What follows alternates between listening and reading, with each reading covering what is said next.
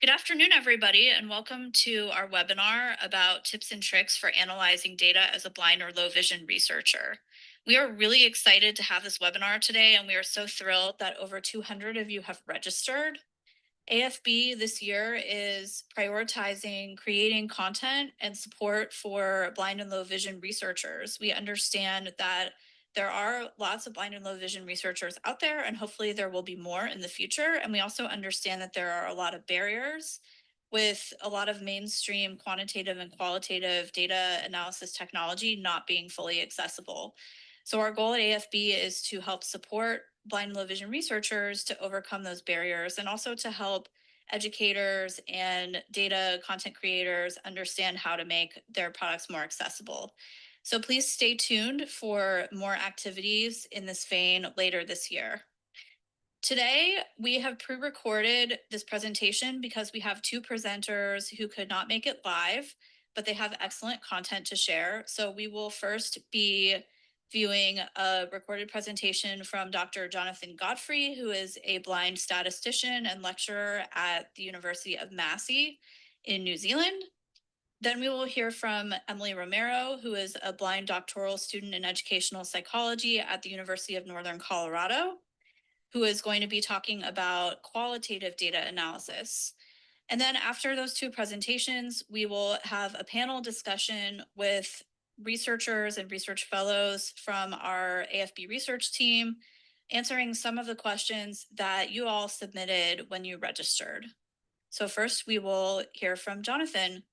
As the videos go on, if you have questions, feel free to type them into the Q&A.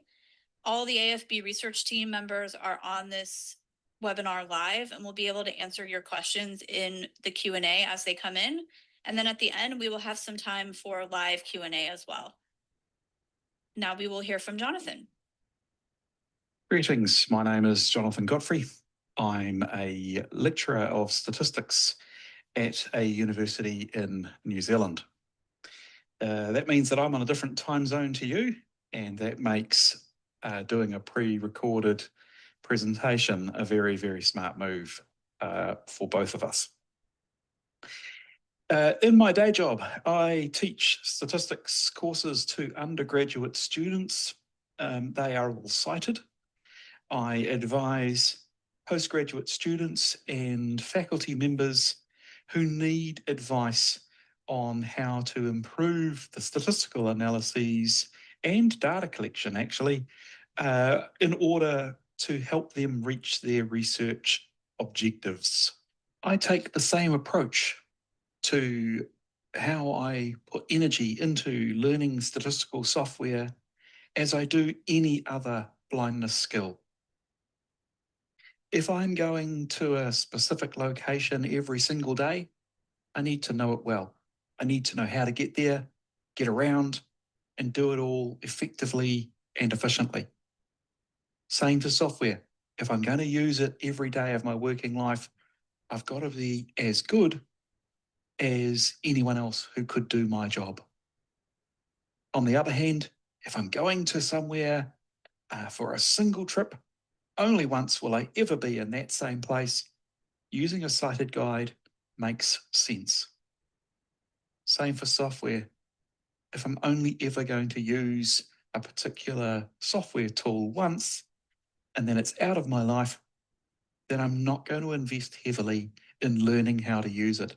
It is more efficient, more effective that I get someone else to collaborate with who knows how to drive that software with and therefore for me. Over the years, I've tested lots of different options for statistical software, and for the last 10 or more, I have been using R and R alone. If I had to use Stata, I could. If I had to use SAS, I could. But practically everything else that is menu-driven, uses a GUI, has been proven less effective, less efficient, and perhaps even utterly inaccessible. The software I suggest blind people use welcomes input that is plain text. The software I think works best for blind people is the software that generates accessible output, whether that's plain text or HTML. So in the end, I use R because I know I can write all of my documents using plain text. And I know that all of my documents will come out in HTML. I do have to point out that while I love using R, most of my colleagues are using RStudio. And RStudio is doing its best to become more accessible, but I still find it clunky and troublesome. And I guess I would say it's a fight that I'm not willing to have. So I would rather edit my files in a different way. I've got a web page open here that I'll call it a help file. I've got my screen reader JAWS running, and I want to show you that the output from my workflow is accessible content. If I jump to a graphic that is on this page, the first graphic has an alt tag because I put it there as part of the way that I write documents and reports. The better graphic is actually the second one, because I want you now to listen to what JAWS says about this graphic. RailR is live as this graph is plotted. RailR is an add-on package for R, which automatically generates the description of what this graph contains. Let's have a listen. Untitled chart. Oh dear, that's terrible. If we're going to make a good graph, we better put a title on it later. X-axis is HP. Well, I know from the data set that that's horsepower. MPG is the next variable on the y-axis. That's miles per gallon. The plot has two layers. That's interesting. First of all, there are a set of 32 points, of which 97% can be seen. In other words, one of the points is masked or hidden in behind another. And then there is a curve that summarizes the relationship with a band around it for our confidence. And that band is covering about 21% of the graph window. That's quite a wide band, really. A lot of the graph taken up with that band. So we know we've generated a graphic. Okay, it didn't generate a graphic for me. I generated it because I work with sighted audiences. Sighted people want graphs. We can give it to them. This is a perfectly accessible HTML file. That is the natural outcome of my workflow. I can look for headings. I can jump backwards and forwards to graphs because this is regular HTML, and therefore it's fully accessible. Now that we've seen the web page, how about we look at the raw input that generated that last document? I just want to prove to you that the underlying R Markdown file that I am using, which gets converted into HTML, is plain text.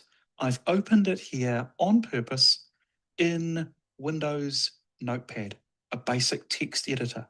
This file is completely readable using JAWS and all of the familiar commands that we know from using JAWS.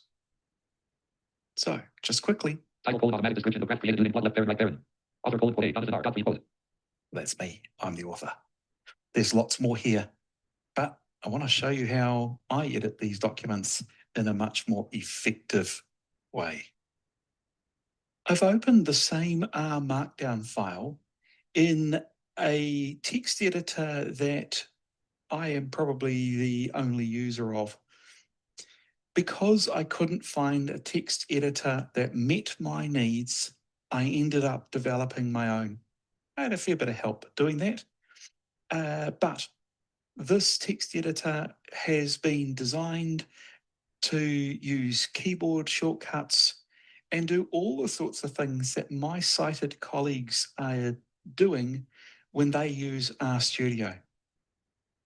I can't use RStudio. I do want to be as effective and efficient as my colleagues. That means editing my R Markdown files and doing so really, really effectively.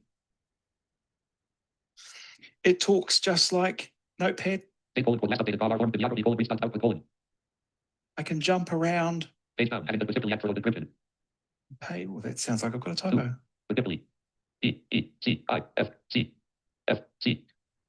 We'll fix that for you while you're watching. Specifically. That's much better. Control F.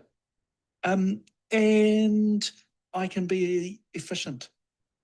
I can do this in front of my students. I can show them that I am as efficient as my sighted colleagues. Great. Next, we will hear from Emily Romero about qualitative data analysis. My name is Emily Romero. I study educational psychology at the University of Northern Colorado.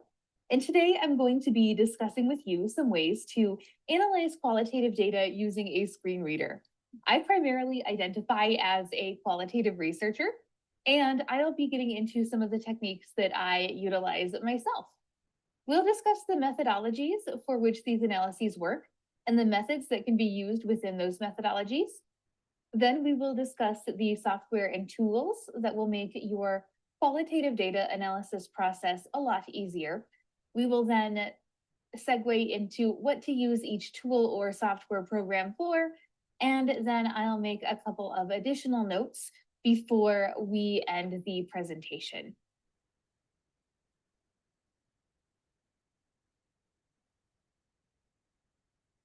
Let's talk first about methodologies.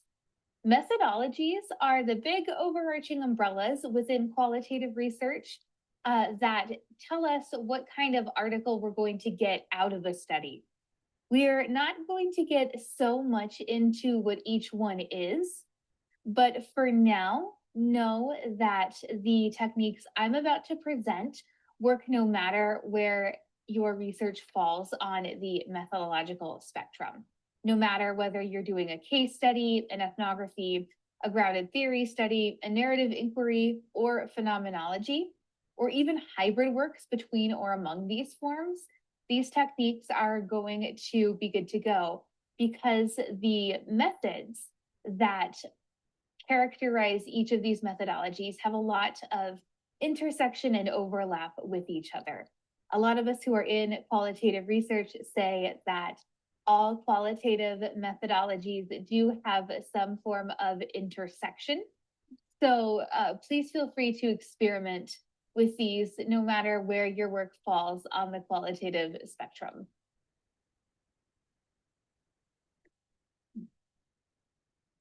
Let's talk about the three primary methods that I've used to get data within qualitative research. Those are observational data, interview data, and material data. Observational data is collected when I record or take written notes on behavior that I see in a particular situation or place. For example, if I want to see how a classroom functions, I would be sitting in the classroom taking notes, potentially recording if I've got consent and permission to do that.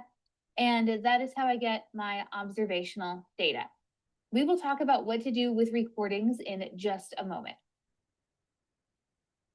Interview data usually comes from recorded interviews, which are then usually transcribed. Those transcripts are then text documents, which can be analyzed semantically or narratively. Material data are either objects or documents. And documents includes written documents, photographs, videos, recordings, etc. So objects or documents that are instrumental to telling the story of whatever my study is trying to tell the story of. All of these types of data can be analyzed using the tools in the software that I'm about to show you. Software and tools. You're going to need 5 primary things to analyze your data. And one of them is even optional. We'll talk about that in just a second. But first, you will need your own preferred writing implement and system. If you would like to do hard copy notes in Braille, great. Large print, great. Take digital notes on the computer, also great.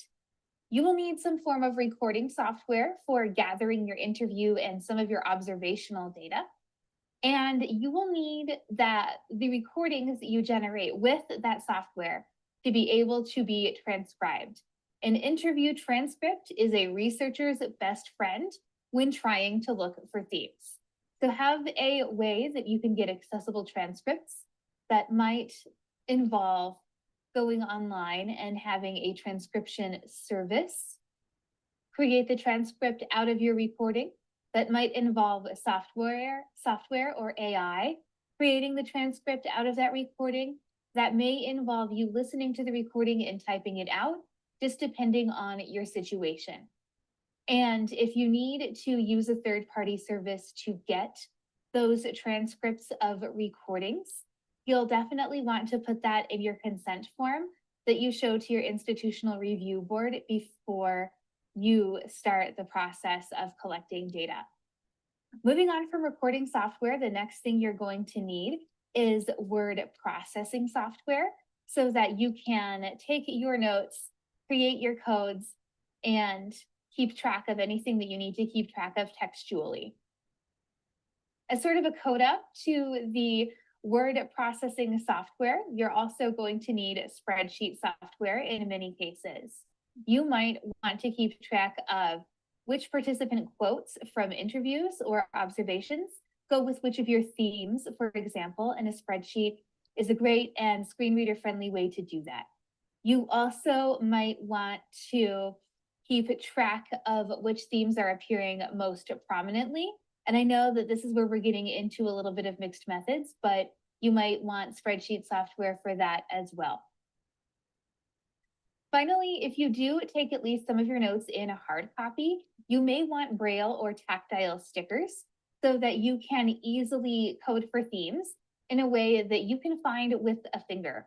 For example, if you want quotes that are about theme 1, when they come up in the transcript, to have a circle by them, and quotes that are about theme 2, to have a square by them when they come up in the transcript, do that. If that little bit of tactile stimulus helps you to be able to index your work a little bit more. If you take your notes all digitally, you don't need to worry about this quite as much.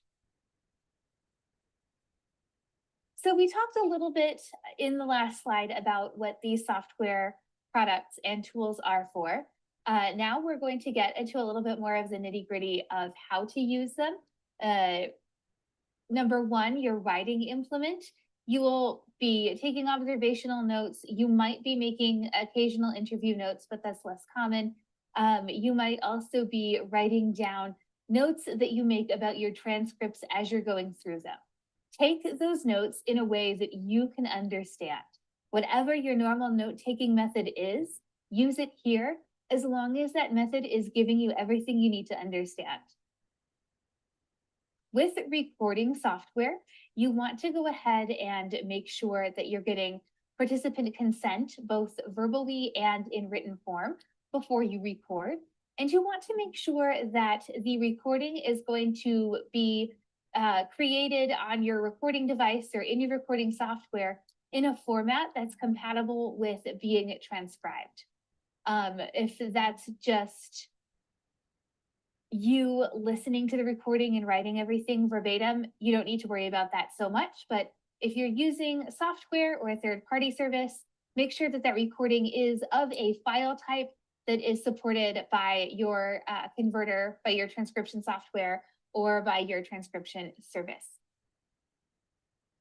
As with your writing implement, operate your word processor and your spreadsheet software as you normally do. If you, for instance, love organizing everything alphabetically and you're in your word processor, organize your themes alphabetically if you so choose. If one theme leads to another, organize your themes in that order. Again, just as with the writing implement above, you want to make your notes and make your observations, create your codes, whatever code you want to assign to each theme or each phase of the narrative in a way that makes sense for you and will still make sense for you in a year when you still might be presenting about this project at a conference. If you're using hard copy notes and Braille or tactile stickers, this is where you may want to have a different shape in front of each theme. You may want a different sticker from another set next to quotes from each participant. And if you're someone who benefits from tactile things and shapes, you could absolutely tell which theme and which participant a quote is relevant to by a combination of two stickers, one for the theme and one for the participant.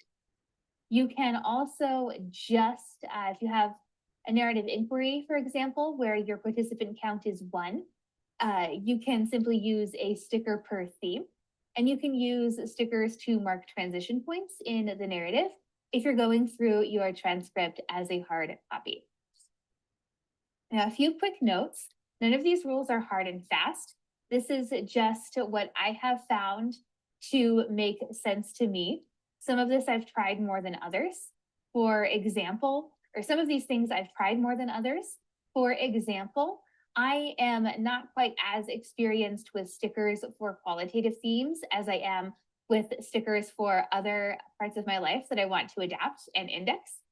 And I'm much more experienced with making notes digitally in word processing software than I am with either spreadsheet software or the hard copy and sticker system.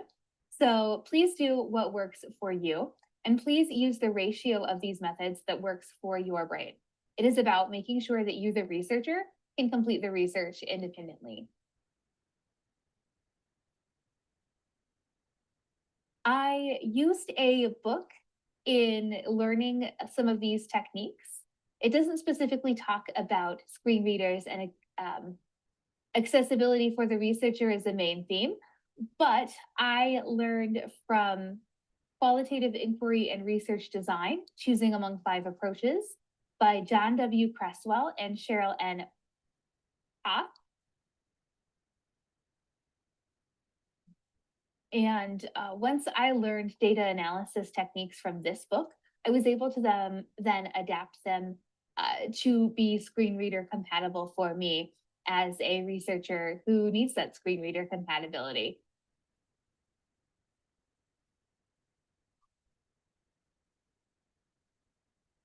Thank you very much. I am very sorry that I cannot be here live today while you all are listening to this, but I am happy to take questions at the email address listed on screen, emily.m.romero.2000@gmail.com.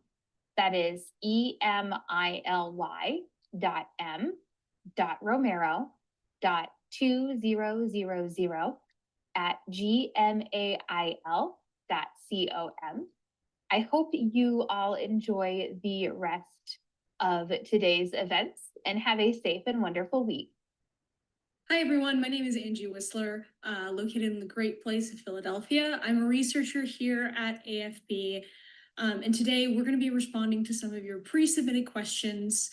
Our wonderful panel here at AFB, filled with our research team, will be working towards answering some of your questions about Excel, as well as strategies for teachers of students with vision impairments and university professors.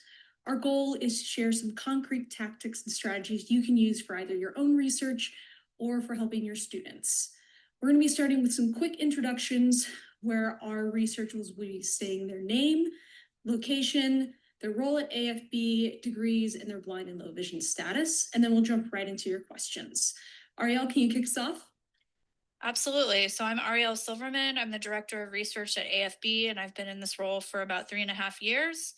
I live in Albany, New York. I have a PhD in social psychology, and I am totally blind. Awesome. Will? Hi everyone, my name is William Hendershok. I'm a research fellow with the AFB. I'm currently pursuing my Doctor of Education degree through Philbrook University, and I live in Pittsburgh. I live in Pittsburgh, Pennsylvania. Thank you so much. Caramel. Hi, I'm Caramel Haydarian. I'm based in Texas. I am a research fellow at AFB, and I am low vision. Education, that's the other thing. The education is that I have a bachelor's in computer science and a master's in graphic information technology. Awesome. And last but not least, Alyssa. Hi, my name is Alyssa Schock. I live in New Jersey. I have a doctoral degree in counseling psychology, and I am also a research fellow here, and I am completely blind. Thank you all so much.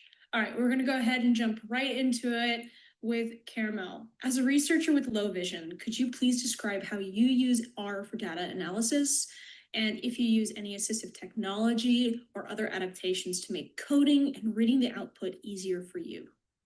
Okay, perfect. So I use magnification. First of all, I'm a Mac user, magnification. Second of all, in RStudio, so unlike the previous Privilege Center, I do use RStudio, but I definitely have adopted it to serve my needs better. So in tools and global options, I always change the appearance, or I've changed the appearance to suit my needs. So I have the font size bigger there. I also went ahead and chose, I think mine is called, because they have different themes. So I went with the dark mode themes. Mine is called Tomorrow Night Bright. So it has the best contrast settings for me, and it's dark mode, which really suits my needs. In this area, this pane as well, you can change your font size. You can change the help panel font size as well. Also, you can see here, or you can, when you open it, you'll see that there's also an accessibility setting, and that's really great because if you also use a screen reader, you can go ahead and check the box that says screen reader support there, and it works really well with screen readers. There's also some other options that you can poke around with in the accessibility area. I would like to also just go ahead and talk about some of the things about R that are really great. So the earlier presenter talked about knitting like to HTML, which is what really drew me to R and RStudio. Being able to have a document output that is accessible to screen readers and just a great format. I'd like to highlight two libraries, ggplot, which is grammar of graphics, and Cable. And these are really important because you can consistently put out accessible tables, but also tables that are like visually precise. So that's really important when you're collaborating with sighted people, and you don't have to worry about dragging or dropping or anything. You just have to type in your preferences, like you want it to be centered, you want the title, and the notes, and it consistently puts out precise tables each time, which is really powerful. I would also like to talk about just the accessible table, so that's great. I have 3 resources that we will be sending out. Like if you want to learn R, you can use W3 Schools. There's also 2 textbooks for R Markdown that I greatly recommend. And that's it for me. Thank you so much, Carol. That was awesome. Quickly, Ariel, as a blind researcher, how do you use Excel to manage and analyze quantitative data? Yeah, so we use R a lot at AFB. It's really powerful software and it is accessible. It's great, but there can be a very steep learning curve. So if you are only doing 1 or 2 semesters of statistics, or the analyses that you want to run are relatively basic, or if you just don't have access to someone who can teach you how to use R, we are sharing some R resources, but Excel is another great tool. And I only have 3 minutes, so I will try my best to breeze through this quickly, but if you have further questions, feel free to email me. So when data comes in, typically it will be in the form of an Excel spreadsheet or a CSV file, which can be opened in Excel. So Excel is kind of the first level of interacting with your data. Some of the things that I do frequently in Excel, if I get survey data, oftentimes there will be duplicates. There will be multiple responses from the same person. So a really easy way for me to get rid of those duplicates is to use a sort command.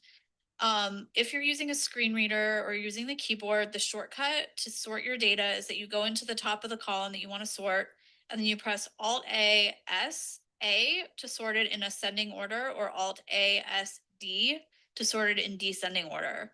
So once I've done that, I can then just down arrow all the way through the column. And if there are duplicates, I'll hear JAWS say their name twice in a row, and I'll be able to find the duplicates and delete them. Of course, Excel also gives you full access to the data. You can arrow around the spreadsheet and you can do data cleaning procedures and the like. In terms of the actual data analysis, Excel formulas actually provide a lot of versatile functions, whether it is just computing mean, which the formula is called average, computing standard deviation, the formula is STDEV, or if you want to do something more complex like a t-test or a chi-square test, there are formulas for that as well. Basically, if you're entering a formula, you press the equal sign and then type in the formula, and then in parentheses, you put the data range, which is basically just the names of the beginning and ending cells in your range. So if you want to calculate the average of A2 through A25, you would type equals average, and then in parentheses, A2 colon A25. So there is a little bit of a challenge in terms of having working memory to remember what your data range is, but that can also be really helpful. Finally, I would encourage you, if you're doing more advanced data analysis in Excel, to download the free data analysis add-in. You can find that under File, Options, Add-ins, and then go to Manage Excel Add-ins. Once you add the data analysis add-in, you can do regression, and you can also do analysis of variance in Excel. If anybody has questions, feel free to email research@afb.org. Thank you. Thank you so much, Ariel. And just for everyone's reference, we will be sharing emails on screen as well as in text and afterwards to everyone, just so they have more ease of access. But moving on towards students and university professors, what core skills should teachers of students with vision impairments ensure that blind and low vision children learn so that they can be prepared for a potential research career? That is an amazing question. Thank you so much, Angie. So children that are blind or have low vision should learn a variety of skills to help them prepare for potential careers within research. These main skills are going to come from the expanded core curriculum. For those who are not TDIs or O&Ms, it's a group of 9 areas that students with visual impairments require additional instruction in due to their limited incidental learning opportunities, due to their lack of vision. The main skills are going to include assistive technology and self-advocacy skills, as well as social skills. Regarding the AT, it is vital that the students have a solid understanding of how to utilize their computer or their respective devices. In addition to that, it is also really important that they understand how to utilize Microsoft Office or Google Suites as a basis for gathering or analyzing data. So, for example, if you're working within Google Forms, you can export your data as a Excel file. From there, it's very vital to be able to know how to utilize that. Just as the other panelists have mentioned, the importance of utilizing it, and it ultimately starts with knowing how to use that software.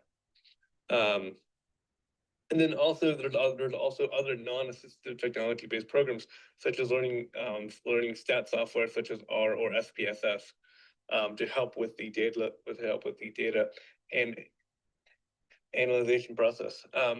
Now, regarding the self-advocacy side of it, it is really, really vital that the student or the child knows what they need to be successful within a classroom. They need to know what devices, what supports they need to be successful in the classroom. This can then transfer to outside the classroom whenever they get older, and they also then begin to apply for a research opportunity. For example, if a student is low vision, they might want to utilize screen magnification or utilize large print. Now, this will help them be successful because they know what they need as a student with a visual impairment.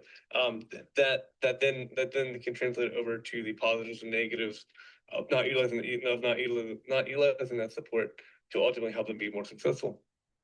Finally, the social skills is also a super duper important part of research.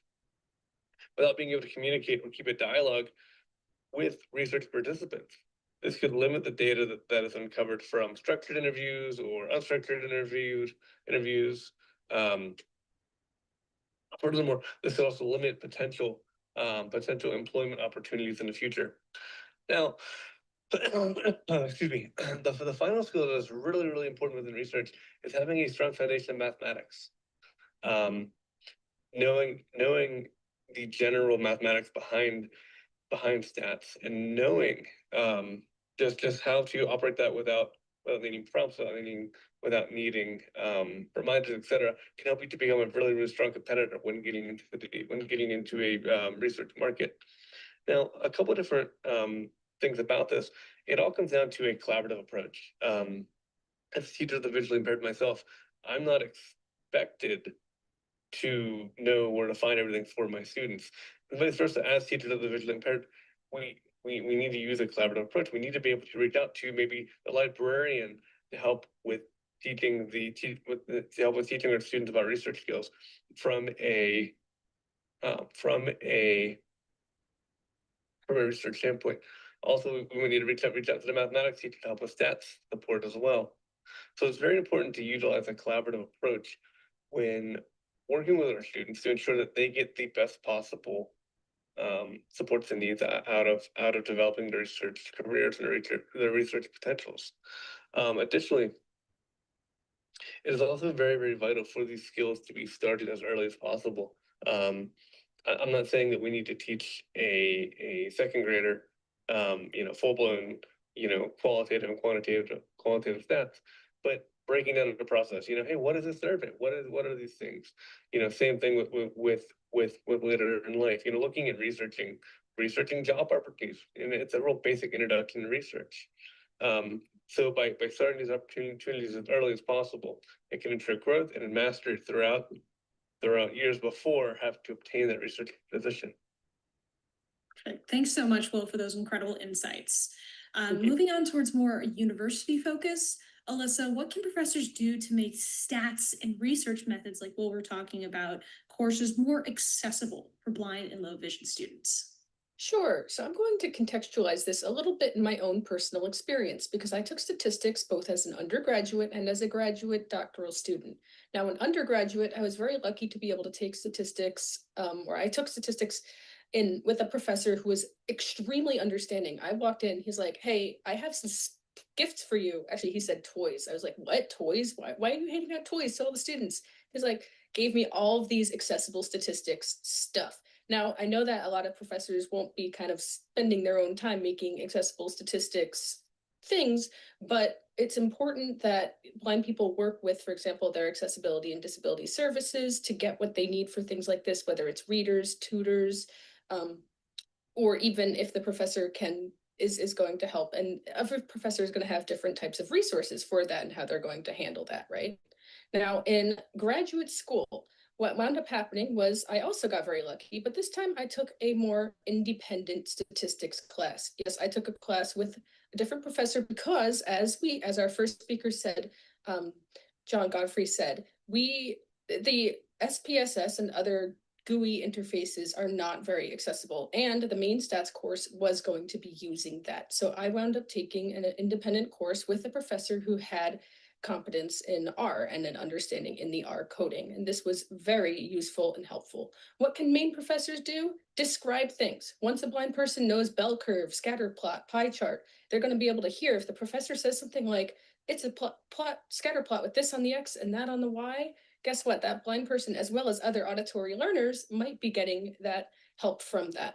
Now, some other questions to kind of consider, of course, are things like, you know, do we want to do universal access in a school and maybe have a professor teach different methods, code versus menus for different types of students beyond just whether or not it's a blindness related thing, right? That could be very important. Or, you know, do we want to have a blind person in an independent class doing a curriculum with a professor, or is it better off for them not to do that? If they're going to choose, because it's also, we could have choice, right? If they're going to choose to be in a class and the professor is going to use a GUI, might they want to use something like artificial intelligence, for example, to learn R with web searches or with other blind mentors or other methods? And then the question becomes, if a blind person is going to have that burden of learning R on their own, are they going to get, for example, accommodations for an extension to do a little bit more learning on their own, depending on how the statistics course is going to be taught? So I think there's a lot of open questions, and I think there's no one road to accessibility, and that generally absolutely any, you know, college is going to choose how they're going to do it. And there's, of course, it's going to always depend on the blind and visually impaired person and the students and the teachers and the resources of the school. Thank you. Thank you, Alyssa, for those amazing stories and tips and tricks. And I want to thank all our panelists today for such their thoughtful questions and energy. We hope today's tips, tricks, and lessons make things a little bit more smoother and encourage more folks to enter into the research space. And thank you all so much for joining us as well. We're going to head back to Ariel to close this panel off. All right, thank you so much, Angie, and everyone else on the panel. We really appreciate all of your wisdom.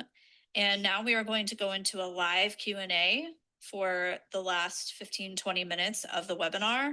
You can also email research@afb.org with your questions.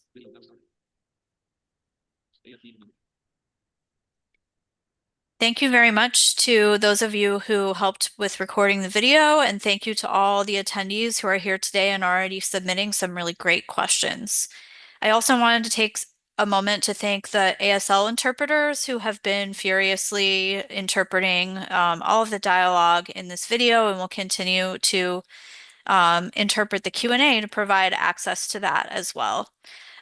We have one more staff member from the AFB research team who was not able to be on the pre-recording that we did earlier this week, but who is very knowledgeable in this area. So I wanted to mention her presence as well, Dr. Sarah Elizabeth Bagoon, who is our research specialist.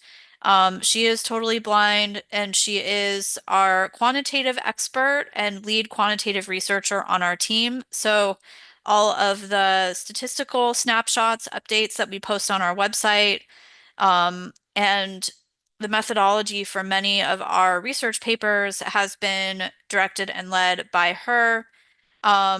She is an R user and has also used other quantitative software and has also done some qualitative work with us as well. So she is going to be here for the Q&A portion of this webinar.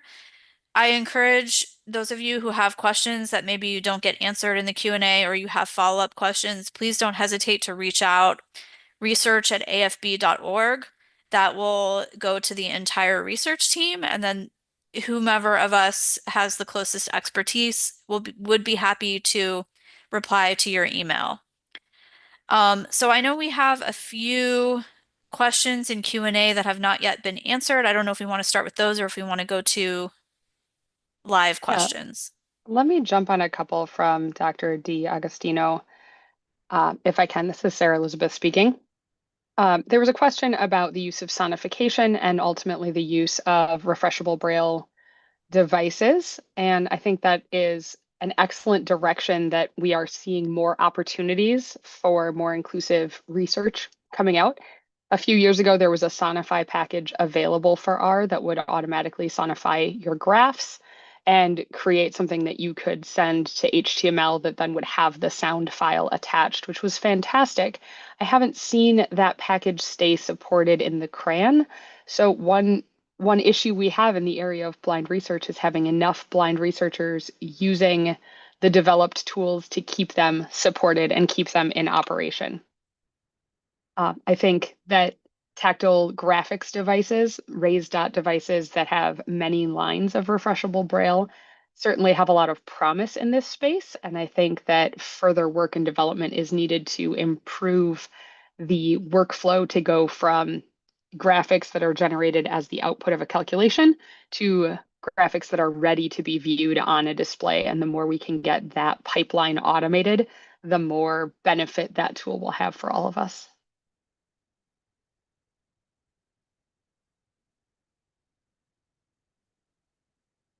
Do we have folks raising hands who'd like to come off mic as well just to ask questions?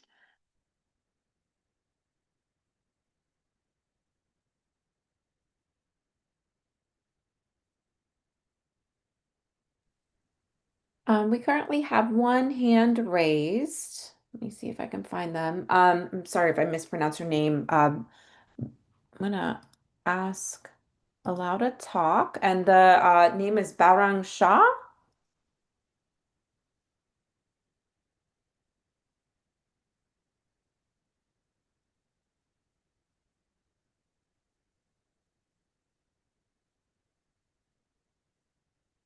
Okay, I think they went ahead and put their hand down. We do have somebody named Damien. Give me just a second, Damien. I'm gonna ask you to unmute.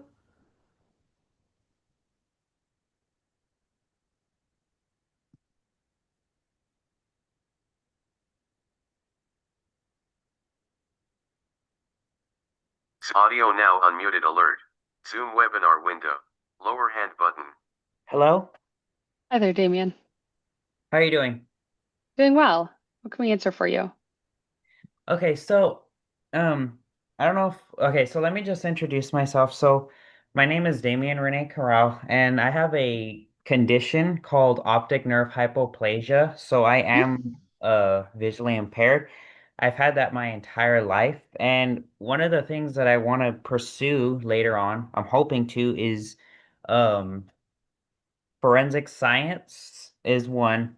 And then also another career I want to get into, if forensic science doesn't work, is getting into the technology industry.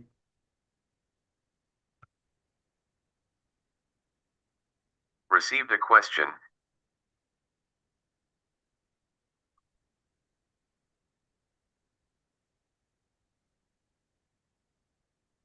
I certainly wish you the best of luck with those career aspirations, Damien. Is there a particular challenge to accessing that career path that you'd like us to discuss? Well, I have thought about going into forensic science for a while, but I did hear that it does require sight to go in there. But I don't know, like, if there are like areas where like people like me can actually go into something like that, forensic science. Sure. Well, I can't necessarily advise on you specifically on that specific career path, but I can generally say that there are a lot of professions that think of themselves as closed to blind people, or that the community thinks of as closed to blind people, that with a deeper exploration of everything it takes to do the job or everything that is involved in the career, we can often find places where our skills are exactly what are needed. And it might just be a matter of working in an environment where you can contribute what are your skills and where there are enough colleagues that they can do the parts of that job that truly are visual, right? So with forensic science, there's some amount of visually inspecting a scene or looking at evidence that may truly require vision, but there are probably many other parts of that job, which I'm not an expert in, I know. where somebody uses data and uses analytical methods and problem solving, which are all skills that blind people are notoriously excellent at. So I would speak to a career advisor who is skilled in forensic science to really explore what are the nuances to what can and can't be done, and what are the types of employment, where are there large enough employment centers that jobs could be redivided in a way that use your skill set fully versus, a forensic scientist in a very small town where they work predominantly alone and have to be a jack of all trades.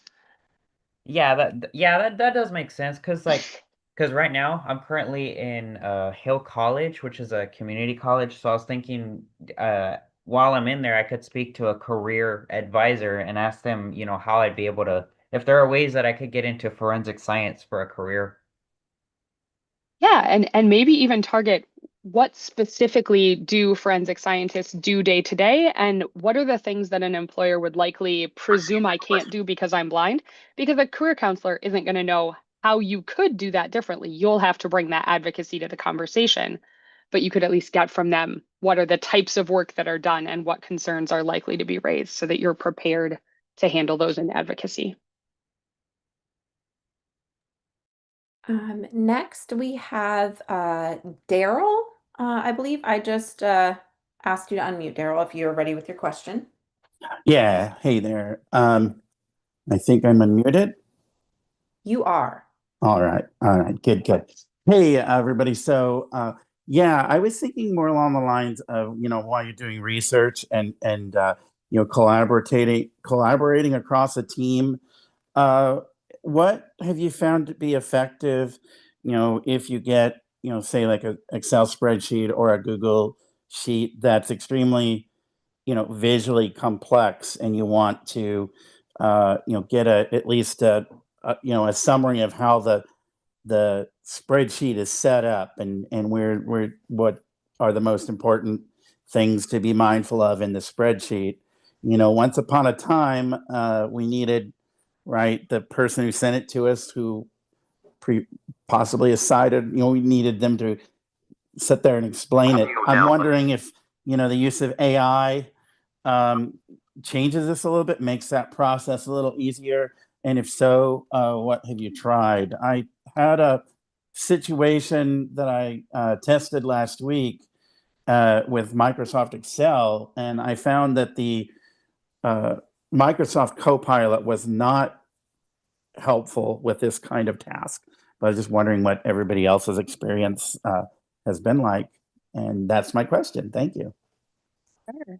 This is Sarah Elizabeth. I'll say a couple of things here. A lot of the spreadsheets we deal with are storing data, right? And so we are part of the preparation of that spreadsheet, and we've decided how to organize it. But typically, we're thinking variables in columns and cases in rows. And so while those spreadsheets can be very, very large, they're not cumbersome in a complex kind of way. The things I tend to see that are more complex are things like budget spreadsheets and accounting kinds of documents. And I'm very blessed to work at a company that values blind employees and has been really leading in how to redesign those spreadsheets to be more screen reader accessible so that we can explore them independently without needing a sighted counterpart to explain what the orientation is and why there are 14 blank cells before any text appears, kind of stuff. That said, if I have played a little bit with Excel's Copilot on some of our larger data sheets, and so far I have not been able to get it to draw any kind of reasonable inference. It seems like maybe it has been trained in a sales world and is prepared to talk as if it were giving quarter end market reports in a sales department, and that isn't the kind of work we do. So it often is just spitting garbage that sounds like really good sales talk, but doesn't really relate to what's in the spreadsheet effectively. Next, we have a question from Fatima. Give me just a second. And I'm going to ask you to unmute.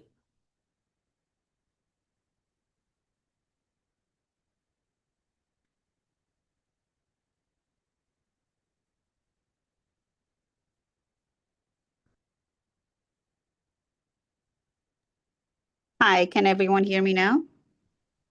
Yes, we can. Fantastic. This was a fantastic, basically set of presentations and panel discussion, so I thank you for that. So I'm coming at this from a very sort of different perspective. I have been legally blind for some years. I do research, have my own lab doing genomics, omics types research in human studies. I guess now more at the problem solving stage, sort of the old professor that, manages and directs different studies, but I would love to get back to doing a bit of data analysis, just because sometimes I want to explore new things. I see that from the presentations, JAWS is prevalent in terms of screen reader. I use Zoom, but that's something that I can transition to. What I do want to know is the actual coding environment, right? The editors. I think the first speaker said that they had a custom editor that they had someone design for them. I wasn't sure what that was and how widely that was available. Just want to get an understanding from you folks, because I think that is a big hurdle. You have to have an environment where the coding is friendly, if you will. This is Caramel. I can speak to the editors if so I use RStudio. I'm low vision. So if you are still like if you're not like I don't know if you're using screen readers a lot. I use speech, which is probably has an equivalent on Windows. It's like a Mac thing where you can decide what you want to be spoken, or you can have whatever's under your pointer spoken. So that can be really helpful, like in reading some of the outputs. Also for me, again, I don't know because everybody's different, but for me, like high contrast is really important. Large font is really important.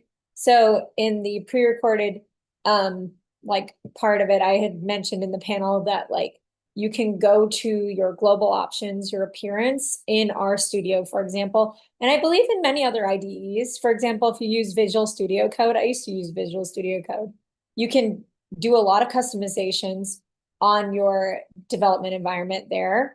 And it is screen reader accessible as well. And in RStudio, there is an option in your global options called accessibility. And there's a checkbox within there to allow your R to work well with screen readers. So that's really good. But yeah, I hope that answered your question. This is Sarah Elizabeth, and I will chime in as I'm a non-visual user of RStudio. I know our earlier speaker said that he doesn't find it particularly accessible, which is a perfect example of everyone needing to use the tool that's best for them.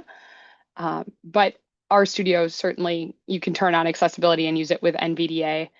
I think a major difference between the R suite and something like SPSS is the menu-driven options, things like SPSS, really support the user in how the math is done, right? You can ask it to do a regression and say, these are the variables I want in the regression. And somewhere inside the black box, it remembers how to do that math and will spit out the answer. And other coding platforms that are more accessible tend to put more onus on the researcher to know how to actually write out the math. And R is kind of a sweet spot in between, in that R has a lot of freely available packages that are open source where it does give that black box coding, but it's not hidden in a black box. So you can always inspect the math that's being done and really look at the process. But you also have that benefit of being able to say, I want a regression on these variables, and you only need to write a little bit of syntax to get that to happen, and the math will still happen in the back end. So it gets us some of the benefits of a menu-driven system, and there's a lot of help and support pages in the packages to coach you on how to grammatically structure the coding that you're doing. For folks who have vision, RStudio or Visual Studio Code allow you to see that help on screen right while you're typing. And of course, if you're a non-visual user, you have to actually navigate to that frame, listen to or read the help in Braille, retain it, and then flip back to the frame where you want to write it, which is just a little bit more working memory, as so many things are when we're blind.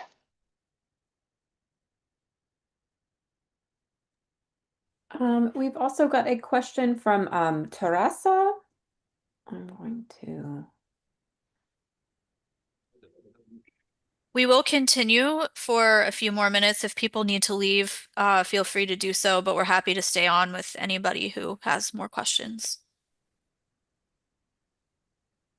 All right. I believe you're unmuted, Teresa. I'm actually her colleague. Oh, okay. She went to um, use the restroom really quickly, so we actually had a question together. I'm one of her employees or assistants. I'm actually fresh out of college myself, um, from a year ago, and one of the things that I found very interesting about this call was that everyone mentions Excel. And I guess this is maybe a question um, to do with how colleges teach versus how the real world works. We all know that most times college is kind of behind the mark on where the market really is. So in college, we were taught about Google Sheets and how to manage data, how to sort through data, how to take that data and, do qualitative things with it or whatever we needed to do. I was in communications, and that's what we were taught. But then I've got friends that went into research institutions and they don't use Google at all because our theory is that Google is a free software versus Microsoft, which is, not, and companies would prefer it. So I guess the two questions I have are, one, do you think that Google will ever make it into the big research firms, Mhm. uh, and is Excel the main driver? And number two, for a blind person struggling to get into more research-based things like Sarah and the rest of you guys, what do you guys recommend or where do you guys recommend we go as blind individuals with, say, bachelor's in communication to go to in order to be employed? Sure.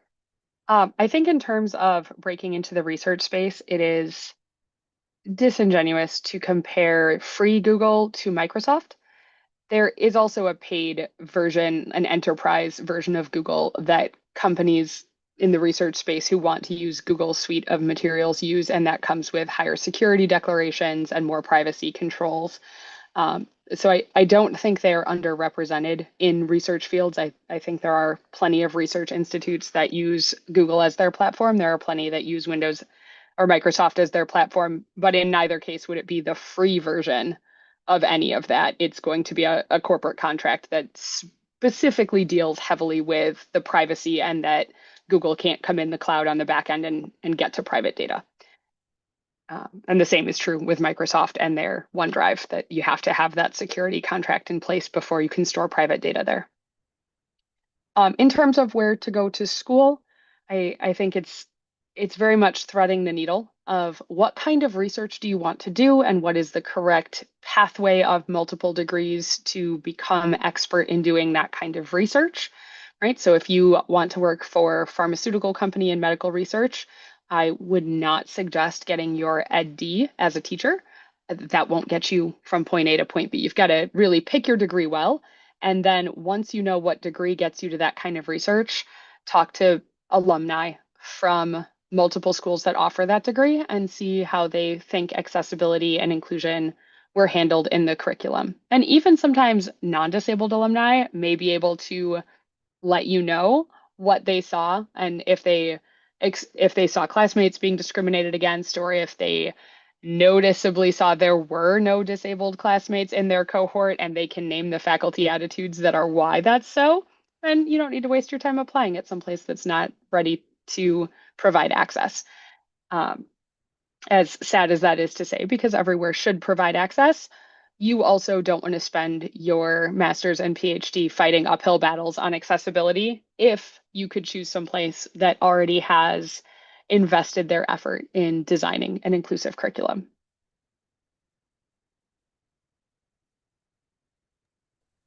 Okay, we have a question from Jennifer.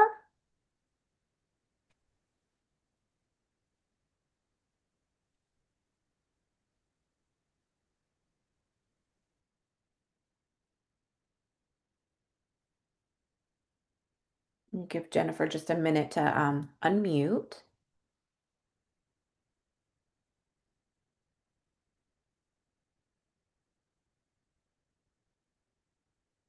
Hi, can you hear me now?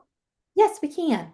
Great. Thank you for the presentation, first of all, and for all the information on how to use Excel for data analysis. I was unaware of all the things you could do with that and all the different tests you can run and things like that. And I'm excited to pursue that resource. I'm a researcher who's completely blind, and I work in a setting where everyone else is sighted and have used to be able to use one of the qualitative data analysis packages, Atlas. I know there are others that, and I wondered if there was a good equivalent for this when you're using word processing and other office tools.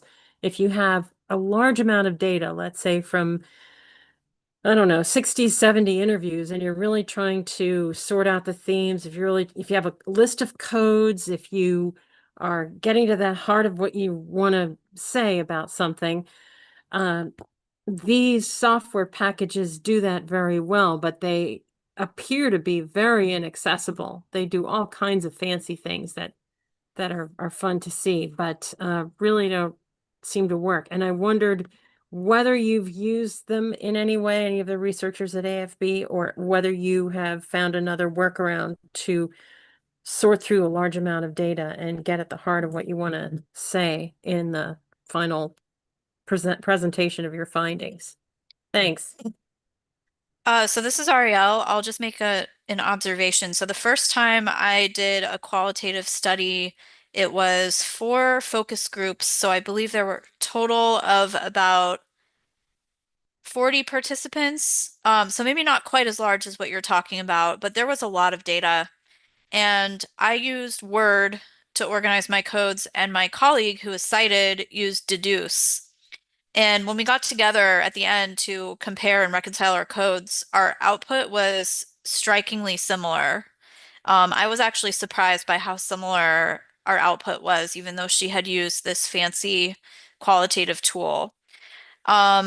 At AFB, we have done qualitative analysis using Excel with focus group data, interview data, and large survey data where we have many, many open-ended comments from, up to 500 participants.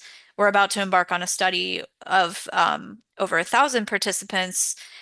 And we found that the features, particularly the sort and filter features in Excel, provide roughly the same, I think, roughly the same flexibility in terms of moving related units and putting them together, or being able to quickly find groups of related units and put them into a single code or a parent and child code.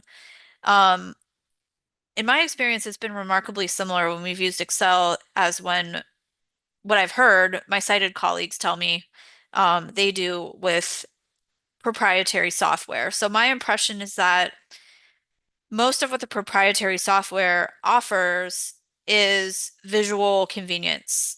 So being able to visually see related units grouped together, which is wonderful for sighted researchers. It doesn't have any benefit for blind researchers.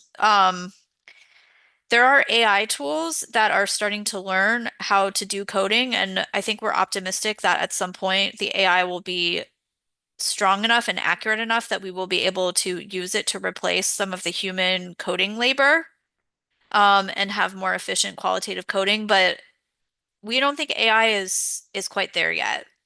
The AI that we've looked at in Qualtrics, for example, has not done a good job of coding the data. So right now we're pretty satisfied with the Word and the Excel. Well, I just want to say I'm very happy to hear that. And I definitely didn't want to challenge you and say, well, can it do this? But I'm thrilled that you got that you were that with that experience. And I hope to bring that back to my colleagues who are always worried about their licenses for these fancy software packages. Thank you so much. Yeah, the science is the science, and the findings are going to be the same in the end. You might get there a little faster if the tool can help you code more quickly, but if the tool is expensive and inaccessible, that benefit is not really a benefit over the human time and effort it takes to do it with experts, and you still get the same result. As a sighted person who's used both, Excel is absolutely a similar fashion. It's just not as the same visuals. It's 6 of one, half a dozen of the other.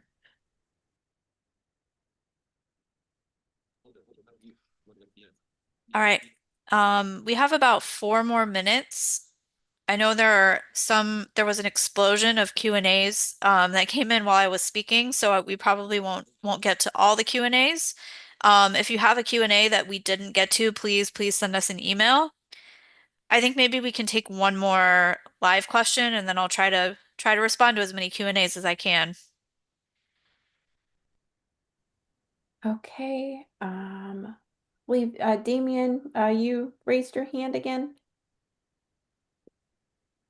I have asked you to unmute whenever you're ready. Audio now unmuted alert. Zoom web. Hello? Hey there, we can hear you. Okay, so I have a question. So the studio that Received a question. the studio that you guys were talking about, so I don't know, like, is there a way that I can access it as a blind and low vision person, or is there a specific thing I need to do to access? Sure.